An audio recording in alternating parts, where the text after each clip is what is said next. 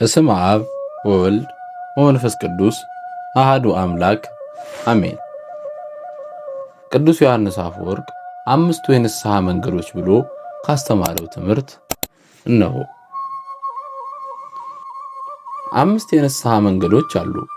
የተለያዩ ቢሆኑም ቅሉ ሁሉም የሚያደርሱት ግን መንግሥተ ሰማያት ላይ ነው። እነርሱስ ምን ምን ናቸው ያልከኝ እንደሆነም እንዲህ ብዬ መልስልሃለሁ። የመጀመሪያው መንገድ የራስ ኃጢአትን ማመን መጥላትና ማውገዝ ነው። ይኸውም ልዑለ ቃል ኢሳይያስ እንድትጸድቅ መጀመሪያ ኃጢአትህን ተናገር እንዳለው፣ ክቡር ዳዊትም በደሌን አልሸፈንኩም ለእግዚአብሔር መተላለፌን እነግራለሁ አልኩ አንተም የልቤን ኃጢአት ተውክልኝ ብሎ እንደተናገረው፣ ስለዚህ አንተም ስለሰራኸው ኃጢአት ራስህን ውቀሰው፣ በዚህ እግዚአብሔር ይቅር እንዲልህ ታደርገዋለህ። ይህ ብቻ ሳይሆን ስለ ኃጢአቱ ራሱን የሚወቅስና ኃጢአቱን የሚኮንን ሰው በተመሳሳይ ኃጢአት በቀላሉ አይወድቅምና፣ ስለዚህ በጌታ የፍርድ ዙፋን ፊት የሚወቅስህን እንዳይኖር ዛሬ እውነተኛ ወቃሽ የሆነው ሕሊናህን አንቅተህ በራስህ ላይ ወቃሽና ከሳሽ አድርገህ ሹመው።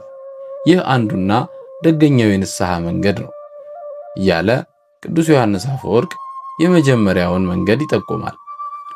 ሁለተኛው የንስሐ መንገድ ደግሞ የወገኖቻችንን በደል ይቅር ማለትና በበደሉ ላይ ቅሬታንና ቂምን አለመያዝ ነው።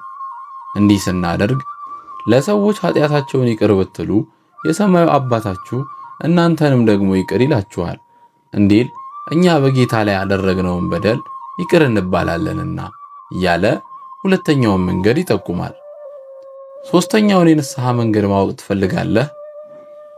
ሶስተኛው የንስሐ መንገድ መንበረ ጸባዖት የሚደርስ በትጋትና በጥልቅ ስሜት የሚደረግ ከልብ የመነጨ ጸሎት ነው። ጨካኙ ዳኛ እንዲፈረድላት ያደረገችው ያቺ መበለት እንዴት እንዲፈረድላት እንዳደረገችው አታያትምን? አንተ ግን ሩህሩህና መሐሪ የሆነ ጌታ ነው ያለ። እርሷ በጠላቶቿ ላይ እንዲፈረድላት ነው የጠየቀችው። አንተ ግን የምትለምነው ስለ ራስህ ድህነት ነው። አሁንም ሌላ መንገድ ከፈለክ አራተኛ መንገድ አለ።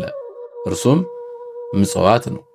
ይህም ደግሞ እጅግ በጣም ታላቅ የሆነ ኃጢአትን የሚያስተሰርይ ኃይል አለውና ናቡከደነጾር ኃጢአትን ንቅስ ጥቅስ አድርጎ ወደ ክህደት አይነት ሁሉ በገባ ጊዜ እንዲህ ብሎታልና፣ ንጉሥ ሆይ ምክሬ ደስ ያሰኘህ ኃጢአትህንም በጽድቅ በደልህንም ለድሆችም መመጽወትህን አስቀር ብሎ ትንቢተ ዳንኤል ምዕራፍ 4 ቁጥር 27 ላይ እንደተናገረ፣ ይህ ቸርነትና ሰውን መውደድስ ምን ይተካከለዋል? እንዴት ያልከኝ እንደሆነም ስፍር ቁጥር የሌለውን ኃጢአት ከሰራ በኋላ ከዚህ ሁሉ በደል በኋላ እንደ እርሱም ለሆኑ ሰዎች ርኅራኄም ቢያደርግ ከተዳረገውና ከተጣላው አምላክ ጋር መታረቅ እንደሚቻል ቃል ገብቶለታልና።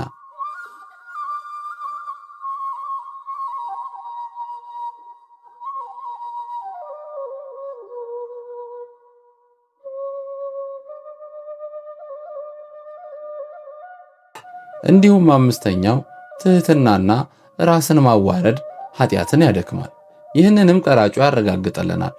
ዓይኖቹን ወደ ሰማይ ማንሳት እንኳን እስኪፈራ ደርሶ በታላቅ ትህትና ራሱን ባዋረደ ጊዜ ጻድቅ ሆኖ ሄደ ተብሏልና። ስለዚህ ምንም ምግባር ቢኖርህም እንኳን በደልህን ከመናገር በቀር በጎ ምግባርህን አታስበው። ያን ጊዜ እግዚአብሔር የበደል ሸክምህን ያራግፍልሃል። ስለዚህ እነዚህን አምስት መንገዶች ተመላለስባቸው እንጂ ሰነፍ አትሁን እያለ ቅዱስ ዮሐንስ አፈወርቅ እንዲህ ይነግረናል። ጸሎቱ፣ ረድኤቱ፣ በረከቱ ከሁላችንም ጋር ለዘላለም ትኑር። እንዲሁም አያይዞ ለምን እያለ ይጠይቀናል። አንዳንድ ቀን ድሆችን ስትረዱ አያለሁ፣ ነገር ግን በጣም አዝንባችኋለሁ። ምክንያቱም እከሌ ይህን ያህል ብር ሰጠ ለመባል ብቻ ስለምትመጸውቱ። ታዲያ ከዚህ በላይ ምን የሚያሳዝን ነገር አለ? ለምንድን ነው ደካማውና ሟቹ እኔ እንዳመሰግናችሁ የምትፈልጉት? ባለጸጋው እግዚአብሔርን ትታችሁ ከድሃው ከእኔ ምስጋናን የምትሹት ለምንድን ነው? የዘላለም ሕይወት የምሰጠው እኔ ነኝን? እንዴት ነው የምታስቡት? እግዚአብሔር ድሃ ነውን? ታዲያ እርሱ እንደማያመሰግናችሁ አድርጋችሁ በመቁጠር እኔ በደለኛውን እንዳመሰግናችሁ የምትጠብቁት ለምንድን ነው እያለ ቅዱስ ዮሐንስ አፈወርቅ እንዲህ ይጠይቀናል። ረድኤት በረከቱ ከሁላችን ጋር ለዘላለም ትኑር። በስተመጨረሻም ቅዱስ ዮሐንስ አፈወርቅ እኛ ጥቃቅን የምንላቸው ነገሮች ብሎ እንዲህ ይነግረናል። ዲያብሎስ ልጅነታችንን እናቆሽሽ ዘንድ በእኛ ላይ የሚተናኮለው ተንኮል በጣም ተደጋጋሚና ኃይለኛ ነው። ስለዚህ ይህንን መንቻካ የዲያብሎስን ደባ ድል እንነሳ ዘንድ ዘወትር ንቁዎችና ጠንቃቆች ልንሆን ይገባናል። እኛ ይህንን ማድረግ ሳንችል ቀርተን እጅግ ጥቂት መግቢያ ቀዳዳ የምንተውለት ከሆነ ግን እርሱ ጥቂቷን ቀዳዳ ሰፊ በር ያደርጋታል።